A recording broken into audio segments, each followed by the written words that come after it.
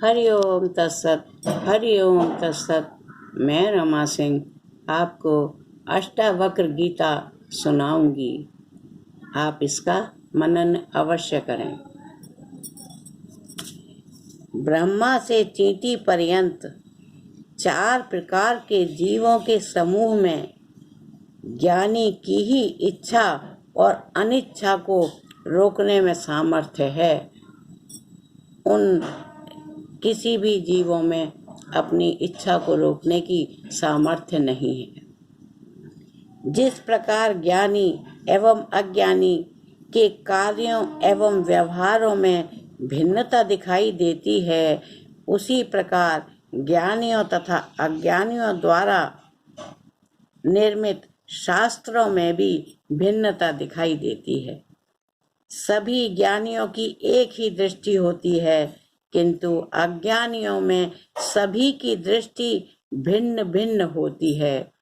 दादू कवि कहते हैं, जे पहुँचे ते कही गए, तिनकी एके बाती, सबे सयाने एक मति, उनकी एके जाति। ज्ञानी की कोई संप्रदाय नहीं होते, उनकी कोई जाति नहीं होती, उनमें मतभेद नहीं होता, सिद्धांतों व कार्यों में भिन्नता नहीं होती। वे सभी एक ही बात कहते हैं, जो सत्य है वही कहते हैं। असत्य अनेक प्रकार के होते हैं, किंतु सत्य एक ही है। एक बार एक न्यायाधीश ने 10 गवाह बुलाए। वकील 10 ही सूफी पकड़कर ले गया। न्यायाधीश ने कहा कि मैं इन 10 सूफी समुदाय के लोगों को एक ही गवाह मानूंगा, क्योंकि सभी सूफी समुदाय एक ही बात कहते हैं। अतः यह एक ही गवाह हुआ, 9 गवाह दूसरे लाओ। यह ज्ञानी का ढंग है, किंतु अज्ञानियों के अनेक ढंग हैं, अनेक विचार हैं, अनेक सिद्धांत हैं। यहाँ तक कि उनके धर्म, ईश्वर भी अनेक हैं, आत्माएं भी अनेक हैं, किंतु ज्ञानी इन सब के पार एक की ही अनुभूति करता है, समस्त सृष्टि को एक समझता है।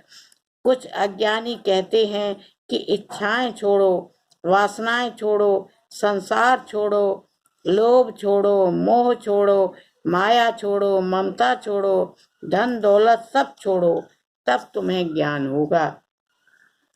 वे छोड़ने को पाने का नियम मानते हैं अज्ञानी लोग, किंतु ज्ञानी राजा जनक कहते हैं कि ब्रह्मा से लेकर चींटी पर्यंत 4 प्रकार के समूहों में कोई भी अपनी इच्छा को और अनिच्छा को रोकने में समर्थ नहीं है।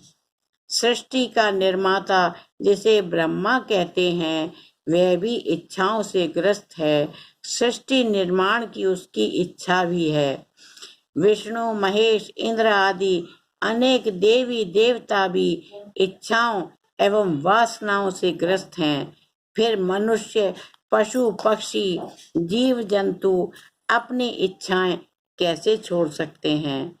इन सब में केवल आत्मज्ञानी ही इन इच्छाओं अनिच्छाओं दोनों को रोकने में समर्थ है, अन्य कोई नहीं।